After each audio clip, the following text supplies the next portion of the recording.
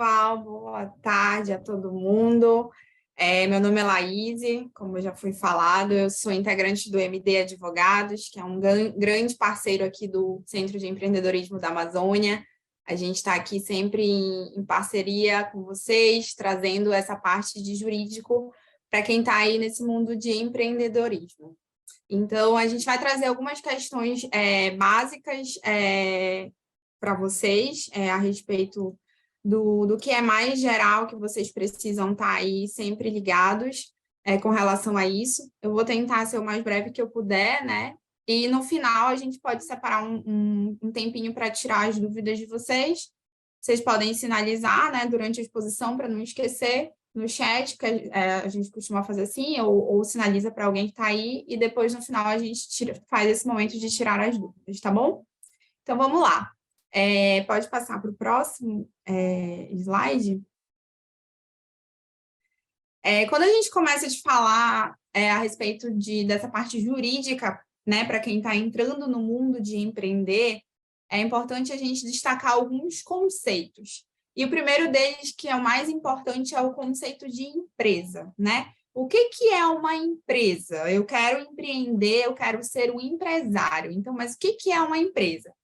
A empresa nada mais é do que exatamente a atividade, né? O conceito do que o empresário vai atuar. Ela é uma organização que vai realizar essas atividades econômicas com finalidades comerciais por meio da produção ou venda de bens ou serviços, tá? E a empresa, ela é conhecida também como a própria atividade empresarial. A empresa é o que o empresário faz, é o que o empresário exerce. Então, todo empresário, ele é uma empresa, né? Ele atua exercendo uma empresa, uma atividade empresarial. Então, quando a gente vai falar de empresa, que é a atividade empresarial exercida pelo empresário, a gente pode passar para o próximo? A gente fala da atividade empresarial. E eu trouxe aí para vocês esse conceito bem legal, né, bem jurídico, que está lá no nosso Código Civil, no artigo 966, que traz o conceito, né, jurídico, o conceito legal do que é uma atividade empresarial. Que ele fala assim: considera-se empresário quem exerce profissionalmente uma atividade econômica organizada para a produção ou a circulação de bens ou de serviços. Então, é isso que eu falei para vocês. Empresa e atividade empresarial são como se fossem sinônimos, né? É o que exerce o empresário, de acordo aí com o nosso Código Civil, que eu trouxe esse conceito para vocês terem em mente, assim, bem o conceito ao pé da letra, né? Do que é essa atividade empresarial. Vamos para o próximo? E quando nós falamos, né, em atividade empresarial, exercida por duas ou mais pessoas, a gente remete ao conceito de uma sociedade empresária. Mais para frente a gente vai falar um pouco mais a fundo sobre isso, mas eu posso exercer uma atividade empresarial sozinha, né? Embarcar nesse mundo sozinho como um empresário individual, como também posso me juntar com duas ou mais pessoas para estar exercendo essa atividade. Quando duas ou mais pessoas se juntam, né, se unem com esse objetivo em comum de exercer essa atividade empresarial, nós temos a sociedade empresária, que é esse conjunto de duas ou mais pessoas que tem esse objetivo em comum para estar ali atuando, né, no mercado, fornecendo bens ou serviços, com a finalidade de obtenção de lucro, né? Ninguém quer empreender, ainda mais em conjunto, sem uma finalidade de obter um lucro. Então, a sociedade empresária é isso, né? Duas ou mais pessoas que se unem para estar ali fornecendo um produto, um serviço, né? E tendo a finalidade de obter lucro, né? Com o fornecimento desses bens ou serviços. Vamos para o próximo. E aí eu trouxe essa palavra aí difícil, né? Que é uma expressão em latim que a gente usa no direito para falar sobre essa união de intenções, né, entre pessoas que estão ali para exercer essa atividade empresarial. que é o Affectio Societatis. Ao pé da letra, essa expressão ela quer dizer afeição social, né? É aquela afeição que duas ou mais pessoas precisam ter para juntas, né, entrarem aí no mundo do empreendedorismo, em conjunto aí. Então, quando eu quero exercer essa atividade empresarial, não quero estar sozinho, tenho outras pessoas que pensam parecido, que estamos juntos, queremos empreender, eu preciso, no mínimo, ter a intenção de não estar sozinho, né? De estar com essas outras pessoas para juntos nós embarcarmos nessa missão, né? Nessa grande missão de empreender. Então, quando a gente fala de afeição, né? É quando essas duas ou mais pessoas precisam ter objetivos em comum, né? E aí eu listei aqui alguns aspectos que precisam ser observados quando quando envolve duas ou mais pessoas que querem empreender em conjunto, que é a fidelidade, a confiança, a colaboração consciente e ativa e a igualdade, né? Sempre essa paridade. Mesmo que exista um sócio que detenha um poder de administração ou que detenha um capital social, depois a gente vai falar um pouquinho mais a respeito disso, maior, ou seja, né, ele tem um poder maior na empresa, mas sempre vai haver essa relação de igualdade, de paridade, entre todos os membros ali dessa sociedade empresária. Então, o Affectio Societatis é isso.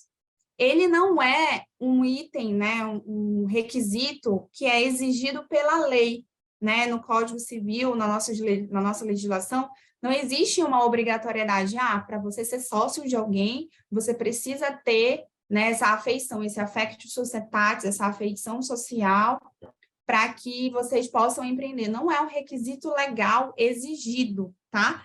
Mas a gente estuda que ele é um dos em que pese não ser obrigatório, né, não ser legalmente exigido, ele é um dos mais importantes, porque precisa haver toda essa discussão, esse sentimento que une duas ou mais pessoas com esse objetivo de empreender, tá bom? Então, vamos para o próximo. Então, quando a gente une, né, essa questão de lucro, né, interesse de duas ou mais pessoas, né, que tenham esse objetivo em comum, né, esse affectio societatis, como eu falei aí anteriormente, obviamente que pode trazer algum tipo de conflito. Porque são duas ou mais cabeças, né, pensando em conjunto, são interesses, né, que também estão ali sempre junto, andando lado a lado. Então, isso pode influenciar, né, nessa sociedade empresária ali que está nascendo. Então, para o direito, a gente também não existe uma obrigatoriedade de eu me juntar com duas ou mais pessoas e ter algum tipo de acordo, né? Não existe essa obrigatoriedade inicial. Mas a gente sempre trabalha, eu gosto de falar que eu gosto sempre de trabalhar com prevenção de riscos, né? Então, qualquer tipo de risco que possa vir a trazer para a minha futura empresa, é bom eu me precaver desde o início. Então, no octagrama, né, que vocês já devem ter tido contato, no octagrama da parte jurídica, tem lá a questão do acordo básico. Então, o acordo básico, o que seria? Seria essa forma de definir previamente algumas questões e interesses que os empreendedores vão firmar, né? É uma espécie de um pré-contrato, digamos assim. É um pré-contrato social dessa empresa que está para nascer. Então, vocês podem ver, a gente vai trazer no próximo slide, um modelo que a gente elaborou de acordo básico, que provavelmente vocês vão estar recebendo. Pode passar o slide, por favor? E aí eu trouxe um conceito, tá? Para vocês terem bem em mente o que seria esse acordo básico. Ele vai ser um documento que vai reger essas vontades e interesses desses futuros sócios, né? Para que o contrato social da empresa ele seja definido e vai estar previamente fixado, né, sobre o funcionamento interno dessa futura sociedade. E aí a gente depois vai passar para o conceito mais fechado, para vocês não terem dúvidas. Mas o que é um contrato social, né, e tudo. Contrato social, eu vou antecipar, ele é como se fosse a certidão de nascimento de uma empresa, tá? É aquilo que vai denominar tudo que vai estar ali, quem é aquela empresa, né? Quem são os sócios, a qualificação desses sócios, o endereço onde a minha empresa vai funcionar, qual é a atividade que eu vou exercer, qual é o produto que eu vou ofertar, quanto é o capital da minha empresa, tudo isso vai estar ali no contrato social.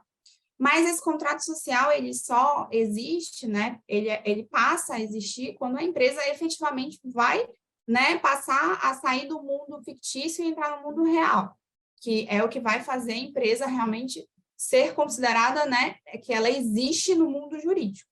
O acordo básico é como se ele fosse um pré-contrato social. Ele vai trazer todas essas diretrizes que vocês vão acordar ali, né? Quem são os membros, né, dessa equipe? Quem vão ser os meus sócios, né? Qual vai ser a função de cada um? O que cada um vai exercer na empresa? Qual é a atividade da minha futura empresa? O que eu vou fazer? Vou fornecer um produto? Eu vou fornecer um serviço? Como que vai se dar essa divisão de tarefas?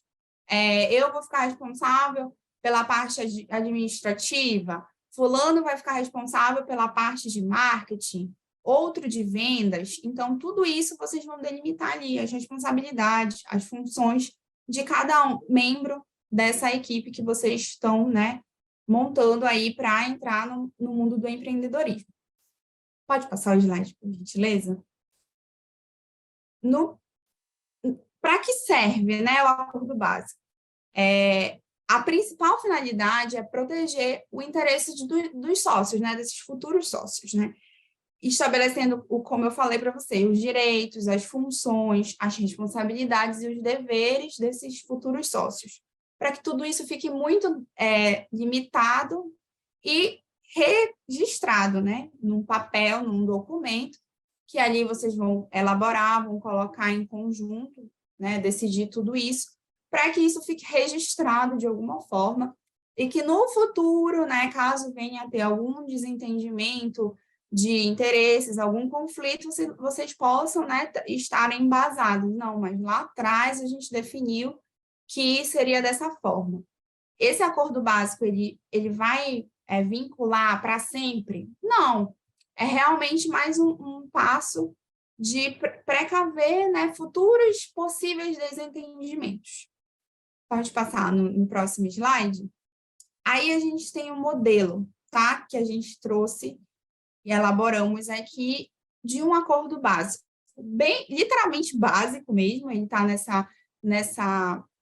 nesse layout assim, bem simplificado, para que vocês possam ter a maior facilidade possível. A gente sabe que muitos documentos jurídicos ainda são de muito difícil entendimento, né, que são muito complexos, muito cheios de letras pequenas, e então hoje a gente no direito está tentando modernizar um pouco, né, isso, e fazer documentos cada vez mais contextualizados, mais simplificados e dotados de layouts assim bem simples para a gente poder facilitar o entendimento de todos, né? Então, nesse modelo de acordo básico que vocês vão receber, tá aí tudo delimitado, né? O nome da empresa, a atividade que a empresa vai exercer, quem são os participantes, qual a função que cada um vai exercer, e aí depois vocês definiriam tudo isso, vou ler, tá tudo certo, vou assinar ali no final para ficar constando ali que está todo mundo bem entendido, está todo mundo, né, de acordo, para que nossa empresa comece aí da melhor forma possível, tá bom? Então, vamos passar para o próximo. E depois que a gente fala desse entendimento básico, né, que vai ficar registrado no acordo, que vocês vão firmar nesse acordo básico, eu vou começar a falar sobre os tipos societários. Tá? O que é um tipo societário? Tipo societário é literalmente o tipo da empresa, né, que eu vou estar enquadrado. Quando a gente começa a falar do tipo, né, societário, a gente já começa a pensar, ou ele vai ser individual, ou ele vai ser em conjunto, né? Vai ser com duas ou mais pessoas. Quando a gente trata do tipo societário individual, é aquele empresário que sozinho exerce a atividade empresarial, como eu falei lá no começo. E aí a gente tem esses tipos aí que eu destaquei para vocês. O primeiro deles, que eu acho que é o mais conhecido e que todo mundo já ouviu falar, que é o MEI, que é um microempreendedor individual. Tem o empresário individual e a sociedade limitada unipessoal, que é a antiga EIRELI, que deixou de ser utilizada e passou a ser substituída pela SLU. Pode passar para o próximo. Então, todo empresário individual, né, o MEI, a sociedade limitada unipessoal, eles são tipos de empresário individual, que é o tipo societário que permite que a pessoa física se coloque como titular da empresa e responda de forma ilimitada por todas as responsabilidades dessa empresa. Ele vai ser, ao mesmo tempo, uma pessoa física, né, como uma pessoa natural, e uma pessoa jurídica, né, porque ele escolheu ser empresário. Então, o empresário individual, ele é o tipo societário que ele tem alguns enquadramentos, né? Tem o microempresário, tem o MEI, né, que é o microempreendedor individual, tem a empresa de pequeno porte, e ele também pode não estar enquadrado em nenhum tipo desses. Vai ser apenas um empresário individual. Pode passar? E aí, dentro do empresário individual, a gente tem o MEI, né, que é uma modalidade a mais conhecida por todo mundo, que é porque ela é uma modalidade muito popular e muito desburocratizada, né? Para eu abrir uma MEI, basta eu exercer uma das atividades, né, que a MEI abrange, entro no site, no portal do microempreendedor individual, e ali eu preencho um cadastro e já saio com o meu CNPJ de MEI. Então, ela é muito rápida, sem burocracia, basta eu ter um acesso à internet, até pelo próprio celular eu conseguiria preencher e fazer tudo. Ela não necessita que eu tenha um capital social, né? Eu quero ser uma MEI, mas eu não tenho recursos. A MEI não te exige isso. Você pode começar do zero sem absolutamente nenhum tipo de capital, né? Para iniciar, né, nesse tipo societário. Só que a MEI, ela tem alguns pormenores, né? Que muitas pessoas, às vezes, pela facilidade, né? E pela grande fama que o MEI tem, muitas pessoas às vezes não sabem que ela tem esses pequenos pormenores. O primeiro deles é que o MEI ele não pode ultrapassar um faturamento de R$81 mil por ano. Então, o MEI ele surgiu para formalizar muitas profissões, né, muitos serviços que antes atuavam numa informalidade. Né? A manicure, a confeiteira, é o vendedor ali, é o artista, que sempre existiram, sempre atuaram, mas às vezes preferiam ficar na informalidade do que realmente, né, existir no mundo jurídico, recolher tributos, né, recolher previdência social. A MEI ela é muito legal por isso, porque ela te permite recolher previdência social, recolher os impostos, para que você possa realmente existir, né, no mundo jurídico. Mas eu não posso faturar mais de 81 mil por ano. Então, se eu exerço uma atividade que vai ultrapassar esse teto de faturamento, eu já teria que pensar num outro tipo de enquadramento. Porque se eu sou MEI e eu ultrapasso esse teto, né, estabelecido pelo governo federal, eu posso pagar multa, penalidades, eu posso, inclusive, ser desenquadrado do MEI e ter uma grande dor de cabeça por aí. A gente também tem o MEI, a questão que ele não abrange todas as atividades. Mas lá na frente eu vou explicar para vocês sobre o KNAI. O KNAI nada mais é que a lista de atividades, né, que atividades empresariais que pode ser exercido. Nem todo mundo, né, nem toda atividade pode ser abrangida pela MEI. Ela tem uma limitação de atividades, né, de tipos de atividade. Eu, por exemplo, como advogada, se eu quisesse abrir um MEI como advogada, eu não posso, por dois motivos. Primeiro, a minha atividade não está inserida na lista da MEI.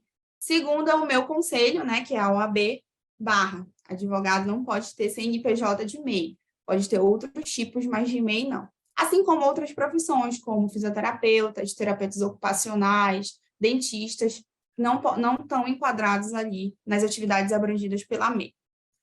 A MEI pode contratar funcionário, pode, mas só um funcionário por MEI, por CNPJ. Então, eu não posso empregar, né, no meu CNPJ de MEI mais de uma pessoa, tá? E outra questão, a MEI. A MEI, ela não separa patrimônio. Como eu falei para vocês, o empresário individual, ele é ao mesmo tempo uma pessoa física e uma pessoa jurídica, né? A MEI dessa forma. Então, eu não separo o meu patrimônio. O que está atrelado ao meu CPF, né, de patrimônio, que é meu, e o que está atrelado à minha MEI é meu também, porque não existe uma divisão entre a pessoa física e a pessoa jurídica, porque elas se confundem numa pessoa só, né?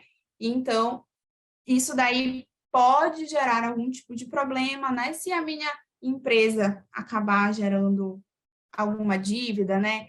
Tanto com tributos quanto com banco, isso pode ser um empecilho. E também a MEI, ela não pode trabalhar em mais de 15 atividades, né? Dentre todas as atividades que a MEI pode exercer, ela existe uma limitação de até 15 atividades permitidas pela legislação, tá bom? Então, a MEI é isso.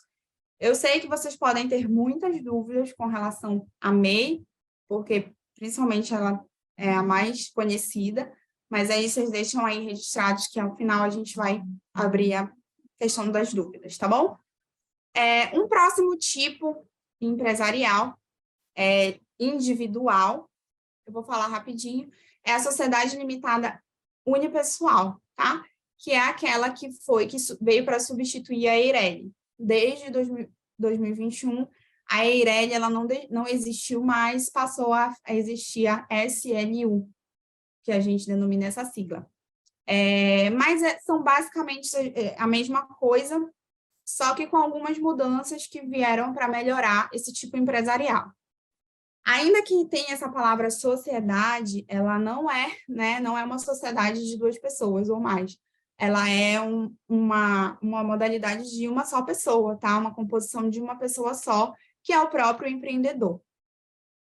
Como era na Eireli, a sociedade limitada unipessoal, ela separa, né, o patrimônio de empresa e pessoa física. Eles são separados, que é o que difere da MEI, que eu falei anteriormente, que se confundem o patrimônio. Então, a diferença principal entre, por exemplo, entre uma MEI e uma SLU é que aqui os patrimônios são separados. E porque na época a gente falava da Eireli, que o que era a Eireli era empresário individual de responsabilidade limitada. Isso permaneceu, tá, na sociedade limitada unipessoal. Por quê? Justamente a responsabilidade é limitada, o patrimônio é separado, né? São coisas que não se confundem, são distintas. E o que mudou, né, de mais drástico entre a antiga Eireli e a SLU é que não é exigido um valor mínimo de capital social. Antigamente, até o ano de 2021, se eu quisesse ser um empresário individual do tipo Eireli, eu precisaria de um capital social muito alto para dar início à minha empresa. E isso acabava frustrando muitos empresários, né? Porque eu queria ser um empresário individual, mas eu não quero que o meu patrimônio seja confundido com o da minha empresa. Então, eu queria ser Eireli, mas para eu ser Eireli, eu precisava ter um capital inicial, um capital social muito alto, e isso acabava atravancando. Então, depois de 2021, com essa lei nova, a Eireli deixou de existir, passou a existir a SLU, com essas mudanças que vieram, né, visando uma melhora, né, para que realmente o empresário que quer ter uma responsabilidade, um patrimônio, né, limitado ali nessa sociedade, nessa atividade empresarial, que ele possa, né, entrar sem ter muitos entraves. Então, vamos lá para o próximo. Vamos falar agora um pouquinho dos tipos de societário coletivo, né? Deixamos de falar dos individuais, que é aquele empresário que está ali sozinho, atuando, para falar dos coletivos, que é quando, né, como eu falei no início, duas ou mais pessoas atuam no âmbito empresarial, né, com o objetivo de obter lucro. Mas, nesse tipo societário, a gente tem duas divisões. As sociedades empresárias, que são a que a maioria conhece, que é a sociedade limitada, a sociedade anônima, e tem as não empresárias, né, que são as sociedades simples, que a gente fala. E dentre elas está a cooperativa. A cooperativa, ela não é uma empresa, tá? Em que pese ela está aqui como um tipo societário, ela não é uma empresa, porque ela é uma sociedade não empresária. Por quê? Ela não exerce uma atividade empresarial, justamente porque ela não visa a obtenção de lucro, tá? A questão do cooperativismo é um pouco mais específica. Eu não trouxe especificamente para falar com vocês sobre isso hoje, justamente porque nós estamos falando, né, de empreender. A cooperativa ela não visa o empreendedorismo, por isso que eu não trouxe para falar especificamente dela hoje. Então, vamos falar um pouquinho sobre a sociedade limitada. Deixa eu ver uma água aqui. A sociedade limitada, ela é a mais conhecida, né? É a que é mais utilizada também para pessoas que são sócias e estão aí atuando no mundo empresarial. Ela é o modelo mais utilizado, tem uma estrutura muito simplificada, e a responsabilidade dentro da limitada é exatamente como o nome dela diz, ela é limitada, entendeu? Então, vai até um certo ponto, até onde eu detenho patrimônio. Por quê? Porque a responsabilidade é proporcional à participação que eu exerço nessa sociedade, tá? Em exemplo prático, eu tenho uma sociedade com uma outra pessoa e eu entro com 60% daquele capital e a outra pessoa entra com 40%. Se por acaso a gente tiver algum tipo de prejuízo, eu vou ser responsável pelos 60% e o meu sócio pelos 40%, tá? Porque a responsabilidade é proporcional ao que cada um participa nessa sociedade, tá? Que mais? A limitada, há uma separação, tá? Do patrimônio pessoal dos sócios daquele que ele investe ali na sociedade. Então, assim como, por exemplo, na sociedade limitada unipessoal, aqui na sociedade limitada também há essa separação. Porque o que é da empresa, o que é meu é meu. Então, se eu invisto, né, determinado valor na empresa, no capital da empresa, isso vai ser da empresa. O meu patrimônio pessoal vai estar resguardado. Por isso que a gente denomina sociedade limitada, porque responsabilização e patrimônios são limitados ao que eu exerço, né, ao que eu invisto na sociedade. Esse tipo empresarial não exige uma integralização de capital social alto, né? Ou seja, eu não preciso ter um capital social altíssimo para poder estar dando início à minha sociedade. Posso ter um capital social mais possível, né? E a administração dessa sociedade, ela pode ser tanto por um dos sócios, né, que integram essa sociedade, quanto todos os sócios, ou quanto um terceiro, né, que vai ser designado, não é nenhum dos sócios, mas eu posso designar um terceiro que vai entrar só para administrar essa sociedade. Isso é plenamente possível na sociedade limitada. Vamos lá, vamos passar para o próximo. Tá.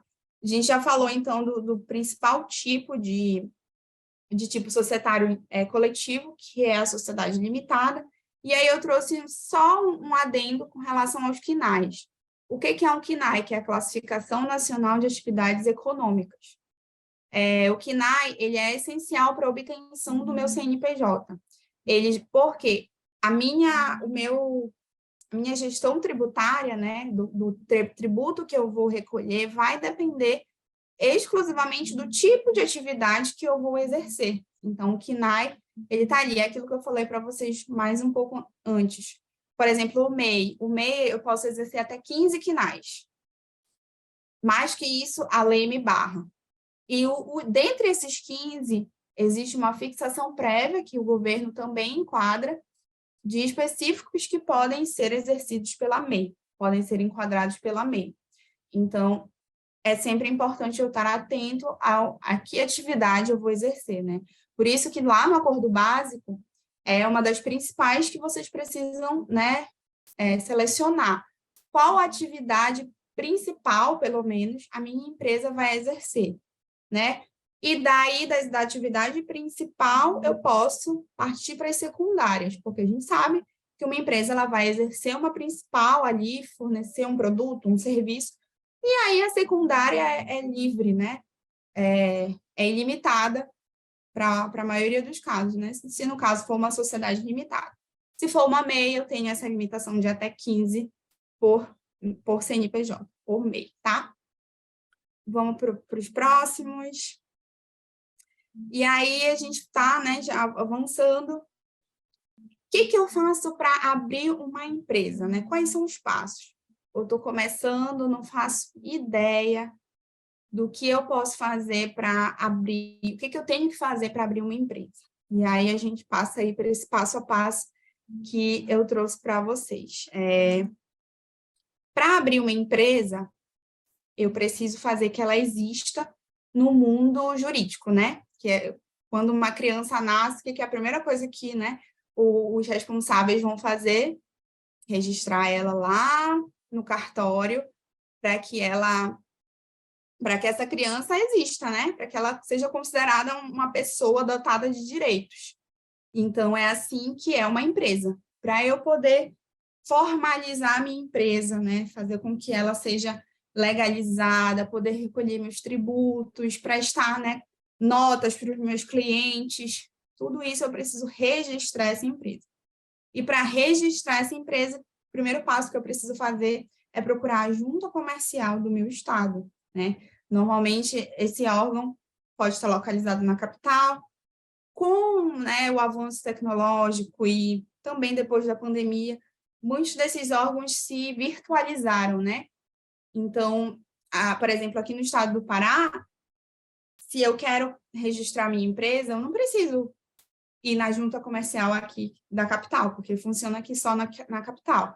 Eu posso simplesmente entrar no site da junta comercial e procurar lá o passo a passo de como eu faço para abrir minha empresa. Então, tudo ali virtualmente, você vai pelo site, vai preencher seu contrato social, vai gerar o seu CNPJ depois na Receita Federal, e tudo de uma forma virtual você vai conseguir fazer.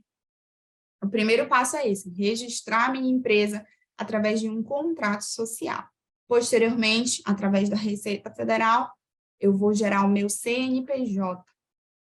Isso eu estou falando, gente, com relação a empresas, né, sociedades empresárias, né? Diferente, por exemplo, se eu quiser abrir uma MEI, basta eu entrar no site no portal do empreendedor, preencher lá o meu cadastro, meu formulário, e aí automaticamente já vai abrir meu CPF ou meu CNPJ, e aí eu já vou poder recolher meus tributos, fazer tudo num só ato.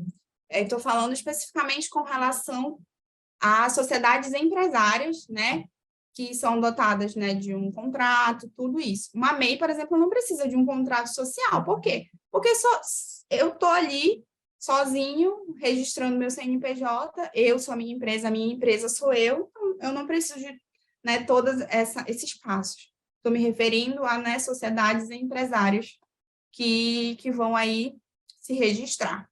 Depois que eu crio meu CNPJ, já tenho meu contrato social, aí eu vou para o âmbito da prática, né?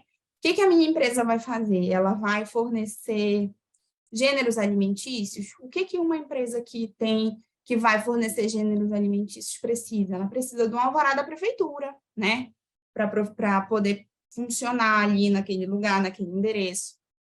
Ela precisa de uma BITS dos bombeiros, né? Para poder funcionar. Ela precisa de uma vistoria da vigilância sanitária, né? Tudo isso vai depender do tipo de serviço, do tipo de atividade que a empresa vai exercer. Mas eu também não posso esquecer ali dos passos. Olha, administração fazendária estadual, o que é isso? É a Secretaria de Fazenda, né, do Estado, que aqui no nosso estado do Pará é a Cefa, né, que é a Secretaria de Fazenda aqui do Estado do Pará. Porque certas atividades eu preciso de uma inscrição estadual. Nem todas, mas algumas me obrigam a ter uma inscrição estadual, não só um CNPJ. Então, eu procuro a Cefa do meu estado, gero essa minha inscrição estadual para eu poder atuar, né? Às vezes, a atividade está atrelada a essa inscrição estadual, por quê? Porque eu vou emitir nota fiscal, então eu preciso dessa inscrição estadual para poder estar formalizando, né? Para poder estar gerando para os meus clientes tudo de forma legal, tá? Tem a questão de previdência social. Eu, como empresário, preciso recolher minha previdência social, né? Então, eu preciso buscar. Eu vou ter funcionários, os meus funcionários precisam, né? Vão precisar do recolhimento de INSS. Então, todos esses passos precisam ser seguidos. E aí, aquilo que eu falei, a gente começa com um aparato, né?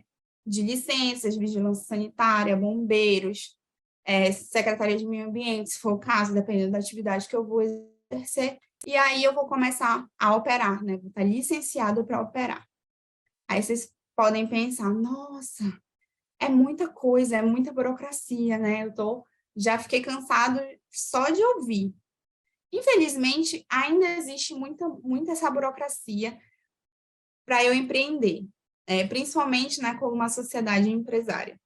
Mas a gente já existe muita desburocratização de todo esse processo. Como eu falei para vocês, aqui no estado do Pará, a gente já tem, na maioria dos nossos municípios, essa integralização de sistemas. Então, eu entro no site da junta comercial, eu já consigo gerar o meu contrato social, o meu CNPJ, por quê? Porque já há todos esses sistemas eles já se cruzam, né? O da junta, da Cefa, da Receita Federal. Então, com um ato só, eu já consigo queimar várias etapas desse processo. É um processo, né, que infelizmente é meio chato, é burocrático, mas precisa ser seguido para que vocês possam, né, realmente fazer tudo certinho, não ter nenhum tipo de preocupação e não ter nenhum tipo de dor de cabeça, porque se eu queimo uma dessas etapas, lá na frente eu posso ter um probleminha, trazer algum tipo de dor de cabeça para mim. Por isso que é importante seguir esse passo a passo de uma forma realmente bem certinha. Vamos ver o próximo. Aí eu trouxe para vocês, né, os órgãos, né, de formalização, que são esses que eu já falei anteriormente. Junta Comercial, a Secretaria de Fazenda e a Receita Federal. Esses 3 órgãos são os órgãos principais para você procurar para estar formalizando a sua empresa, tá? São órgãos essenciais que eu preciso procurar para formalizar a minha empresa. Então, dando o exemplo novamente, aqui no estado do Pará, na nossa capital, por exemplo, já existe um sistema integrado desses 3 órgãos. Então, basta eu procurar a junta comercial, formalizar meu contrato social, que automaticamente a junta já dispara para a Receita e para a Cefa, né? Para gerar já o CPF, o CNPJ, a inscrição estadual, tudo de uma vez só, para que haja realmente essa integralização. Nos interiores, né, já é um pouco mais difícil, por quê? Porque muitas atividades dependem de aval da prefeitura. Então, a nossa prefeitura de Belém tem essa parceria, né, com esse sistema. Interiores ainda é um pouco mais difícil, outros estados também não teria que verificar como que funciona, né? Eu posso falar, tenho propriedade para falar aqui do estado do Pará, mas já existe realmente na maioria dos nossos estados, né, do país, essa intenção de integralizar tudo e desburocratizar para que o empresário realmente possa ter mais facilidade no passo a passo de abrir sua empresa. Então, esses órgãos de formalização, fiquem com eles aí na cabeça para poder procurar quando vocês forem formalizar sua empresa. Vamos passar para o próximo? A gente já está chegando no final. E aí eu coloquei aqui órgãos de apoio a essa formalização, né? Tem os órgãos que estão ali para eu me formalizar, mas eu tenho algum tipo de apoio, né, nesse processo de formalização? Sim. Né? O Sebrae, aí eu coloquei, eu destaquei, que é o que a gente mais conhece, né, mais de maior visibilidade, que está ali para apoiar, né, os empreendedores, fornecendo diversos tipos de consultoria, e é incrível o trabalho que o Sebrae pode estar auxiliando, prestando auxílio nesse processo. As prefeituras, através das suas secretarias, né, principalmente, porque algumas prefeituras, através das suas secretarias, detêm salas de empreendedor em própria parceria com o Sebrae, né? Dependendo do setor que você esteja empreendendo, a secretaria pode ser uma porta muito, muito, né, abrangente para você estar procurando, que possa oferecer cartilhas, ou até mesmo procedimentos, né, que a empresa precise seguir para estar atuando ali no mercado. Por exemplo, um grande exemplo que eu sempre uso, porque é um exemplo muito prático de se pensar, é com relação ao açaí. Aqui em Belém, né, no estado do Pará, é muito forte a questão da cultura do açaí. E a gente sabe que o açaí ele tem um certo, né, parâmetro que eu preciso obedecer, normas próprias, né? E essas normas, normalmente, elas são fornecidas pelas prefeituras, né, municipais de cada município aí. E as secretarias, principalmente secretaria de a vigilância sanitária e as secretarias ligadas à prefeitura vão listar, né, o que essas normas que os fornecedores de açaí precisam seguir. É um estabelecimento com um padrão, né, a ser seguido, precisa ter uma cor específica, o equipamento precisa estar dessa forma, os uniformes dos funcionários, né? Tudo isso precisa ser obedecido. E tudo isso está ligado à prefeitura, né, de cada município, que vai ditar essas regras e realmente realizar essa fiscalização. Mas, ao mesmo tempo, é quem, né, pode oferecer esse apoio na formalização, ditar todos os parâmetros, né, tudo certo. Então, a depender do setor, né, que você vai atuar, que você vai fornecer um produto ou um serviço, é bom você se atentar ao apoio, né, para essa formalização. Vamos passar para os próximos. Eu trouxe para vocês rapidinho as legislações específicas para cada tipo de negócio. E aí eu coloquei essas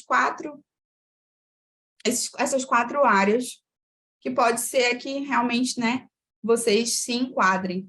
A primeira delas é o setor alimentício, que é o que eu acho que a maioria das pessoas pode pensar em empreender, que é o setor alimentício, gastronômico. É o segundo setor de turismo, serviços, né, ou economia criativa, e agricultura, ou também, né, pecuária, alguma coisa mais relacionada a isso. E agora a gente vai falar um pouquinho especificamente de cada área. A primeira delas aí, o setor alimentício, gastronômico. É bom a gente estar ligada com relação à legislação das normas sanitárias. A gente sabe que norma sanitária, que ainda tem a Anvisa, né, nacionalmente falando, e a Anvisa tem várias cartilhas, né? Eu trouxe aí a principal delas, essa 216. Se vocês quiserem, podem estar verificando na internet, de fácil acesso, que estabelece algumas diretrizes, né, algumas regras para quem vai fornecer este tipo de serviço. E, claro, para que você atue no ramo, né, alimentício, gastronômico, você precisa obedecer uma série de normas, né, específicas, deter alvarás de funcionamento de prefeitura, corpo de bombeiros, vigilância sanitária, e aí são normas mais gerais, você precisa estar realmente atento para caso você se enquadre nesse setor de gêneros alimentícios, né, ou gastronômico. Vamos para o próximo. O setor de turismo. O setor de turismo, eu trouxe para vocês essas leis aí, que são leis mais gerais, né, em âmbito nacional, que é o selo de qualidade do turismo e a Lei Geral de Turismo. Então, são legislações que é bom vocês estarem ligados, se por um acaso o padrão de negócio, a ideia, né, que vocês vão atuar, envolva turismo. Com relação local, é sempre bom eu estar atento às secretarias, né? Tanto de estado quanto de município, que muitas das vezes até parcerias podem ser bem-vindas. Eles têm algum tipo de apoio, de formalização e até de atuação aí local. Por isso que é sempre bom estar informado e estar em conexão, né, com os órgãos, com as secretarias locais. Vamos para o próximo. E aí, a economia criativa e serviços, que também provavelmente pode ser o segundo setor mais forte, né, que tenha mais negócios aí abrangendo. Não existe uma lei específica para essas áreas, né, de economia criativa ou de serviços. Realmente, especificamente, não teria como eu dizer, né, a não ser que eu seja muito específico, mas eu tenho um tipo de negócio X, né, talvez tenha alguma lei que esteja por aí circulando, mas o que a gente traz é a lei geral, né? São as leis gerais que regem as empresas, né, de modo geral. O Código Civil Brasileiro, né, que é o código que rege todas as relações empresariais e não empresariais também, entre pessoas físicas e jurídicas, que precisa realmente ser obedecido, né, de contratos, de obrigações. Então, é sempre bom estar atento. Não existe uma lei específica para esse tipo de negócio, como com relação aos outros anteriormente falados. Mas é sempre bom estar atento às regras gerais, de um modo mais geral, com relação, né, ao âmbito jurídico legal. Então, para os próximos. E aí, para finalizar, com relação ao meio ambiente, né, agricultura, pecuária, qualquer coisa que envolva o meio ambiente, né, que vou atuar nessa forma aí mais geral. Eu trouxe essa lei, que é a lei que envolve a questão da agricultura para empreendimentos familiares rurais, e a legislação ambiental. Dependendo do molde de negócio que vocês estejam visualizando, se, né, fosse tratar, por exemplo, com relação ao meio ambiente, nós vamos fornecer mudas de plantas, nós vamos fornecer alguma coisa, até mesmo turismo ecológico, né, alguma coisa que tenha realmente a ver mais com o meio ambiente, é bom estar sempre atento à legislação ambiental, que é uma legislação que é muito específica, né, e que é muito rígida em alguns aspectos. Então, é bom estar sempre de olho a essa legislação. Eu lembro de um molde de negócio de outros projetos que eu já trabalhei com o centro, elas iam fornecer mel, né? E aí, mel envolve abelha, né? Envolve meio ambiente, envolve também questão alimentícia. Então, elas precisavam estar de olho em vários tipos de legislação para estar sempre em confluência. Então, é bom vocês estarem ligados também com relação às secretarias municipais, né, com relação ao meio ambiente. Dependendo do município que vocês estejam, pode ser que a secretaria ali tenha regras específicas para aquele município que não existe em outro. Então, é sempre bom eu estar conectado ali com a Secretaria de Meio Ambiente do estado, né, do município que eu estou atuando. É importante vocês... Laís, surgiu uma dúvida aqui no chat do pessoal de Novo Airão, não sei se você sabe responder, mas se recebo um benefício social, eu posso abrir uma empresa no meu nome? Pois é, aí tem que verificar qual que é o benefício. Você sabe dizer qual é o benefício aí, pessoal? Mas pode continuar falando, Laís, desculpa. Pois é, tem que verificar. É um benefício, né, tipo, do governo, né, tipo Bolsa Família, etc. Ou é um benefício do idoso, né, um BPC, que a gente chama. Aí tem que ver se existe qual tipo de benefício, para ver se pode ou não abrir uma... Desculpa, pode abrir uma empresa, tá? Aí só tentem verificar que eu posso responder. Ela falou aqui benefício do governo, mas não disse exatamente qual é o benefício, porque benefício do governo tem vários, né? Tem Bolsa Família, tem tem um que é para agricultores, Isso, para exatamente. ativistas, né? Tem que ver Uhum. exatamente qual desses é. Por exemplo, a aposentadoria é um benefício, né? Então, é um benefício da Seguridade Social. Aí tem, sei lá, um outro tipo de benefício, que é o BPC, que é o benefício de prestação continuada, ou é um benefício social, é um benefício É o tipo, Bolsa da Família e família. Seguro Pescador. Entendi. Bom, o seguro pescador não existe impedimento, tá? Para abrir empresa com relação a isso. Agora, Mas com relação. para o Bolsa Família, talvez exista, né? Isso, eu posso estar verificando aqui com mais certeza, e aí eu respondo daqui a pouquinho, tá bom? Tá bom. Aí, só mais uma dúvida que apareceu aqui. Teve uma pessoa que perguntou se ela já tem ME de produtos e serviços. Qual o valor de tributo eu pago mensal para manter ela ativa? E qual sistema e quanto de juros para emitir nota fiscal de ME? Aí, essa dúvida eu não saberia tirar, porque essa parte é mais com o contador.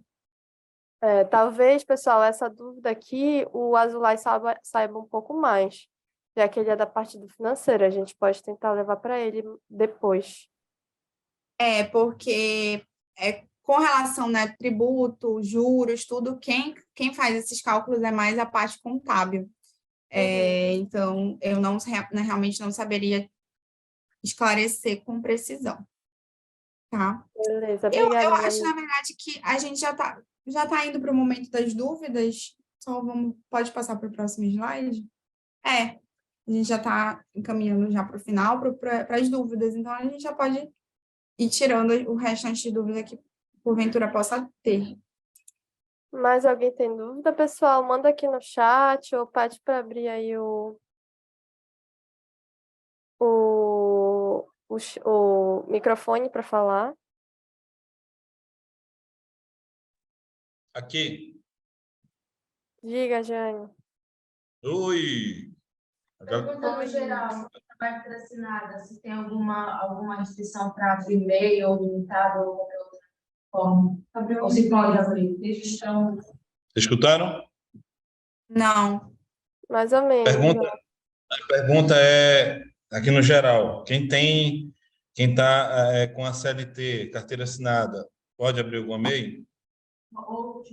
Outro tipo de empresa? Assim, o MEI não pode, tá? Outro tipo de empresa pode, não existe esse impedimento, tá? Mas CLT não pode. Também poderia envolver com relação a funcionário público, né? Funcionário público pode ter MEI? Não pode. Pode ter outro tipo de empresa, né? Uma sociedade empresária? Pode, desde que ele não exerça nenhum tipo de função de administração dentro da empresa, tá? MEI não pode. Outro tipo, né? Posso ser sócio numa empresa? Pode. Beleza, Outra Santarém pergunta. também. Enviou, né? Outra pergunta.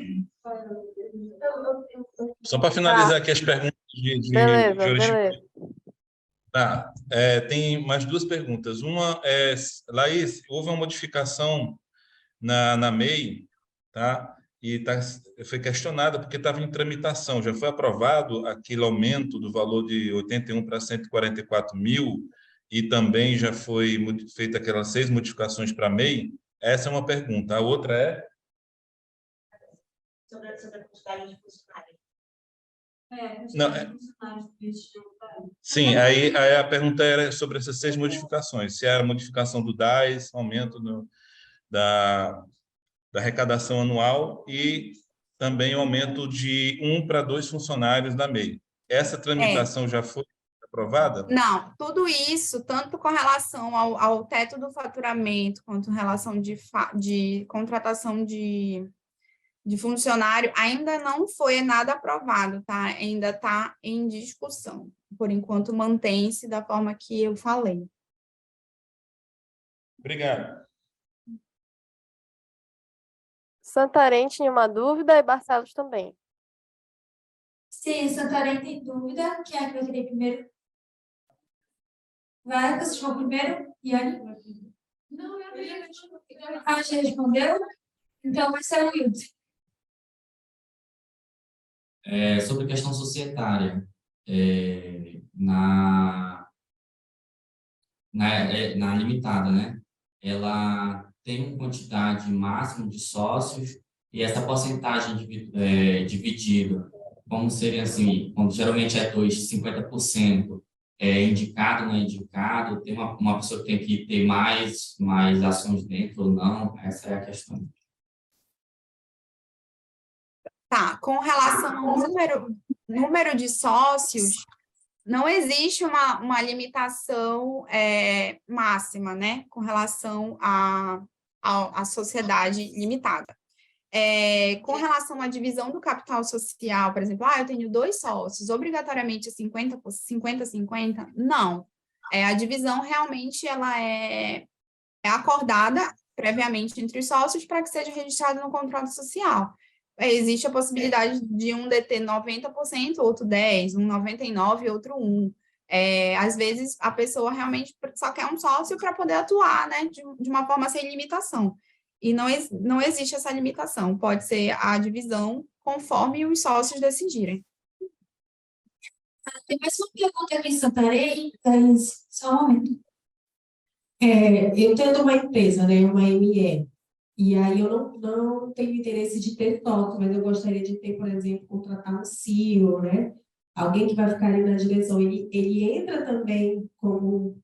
Eu teria que fazer uma cláusula dentro do meu contrato, ou ele teria que entrar meio que como um sócio. Entendeu? Eu não queria necessariamente... Eu queria entender essa parte. Se é mais interessante ter um sócio, ou se eu posso ter esse tipo de vínculo, né? Que a gente chama de CEO, né? Mais ou menos, ou diretor, algo nesse sentido. Desculpa, o áudio está um pouco ruim, está um pouco baixo. Eu não sei se eu entendi direito a sua pergunta. Pode repetir, por favor?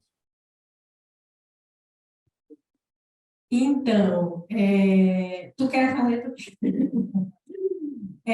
com relação aqui a gente teve a dúvida de sócios, né? A minha por exemplo, eu não gostaria de colocar como sócio, mas eu quero ter um vínculo e contratar um CEO, né? Um diretor, algo nesse sentido. Ele entraria automaticamente, também seria um sócio ou não?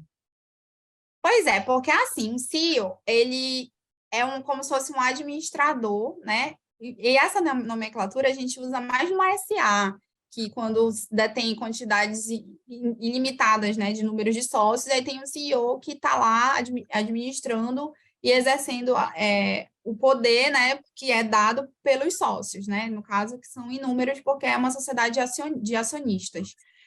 No teu caso, tu como sendo uma empresária individual, não existe essa possibilidade de contratar alguém para gerir a tua empresa, entendeu? Essa questão de ou tu é empresária individual, automaticamente tu detém a gestão da tua empresa, do teu negócio. Então, com relação a isso, eu quero contratar uma pessoa para gerir, seria mais um caso se fosse uma sociedade limitada, né, com vários sócios ali, que um detém o poder de administração e tudo. Com relação à tua empresa, tu sendo ME, eu acho mais interessante tu fazer um contrato, né, de prestação de serviços, de administração desse tipo. Não necessariamente ele poderia ser o teu sócio, dependendo do contrato que fosse firmado, mas eu não vejo muito sentido, né, você como uma empresária individual ter uma pessoa para gerir, não sei, eu acho que poderia ficar confuso. Tá. Ela é ME, no caso.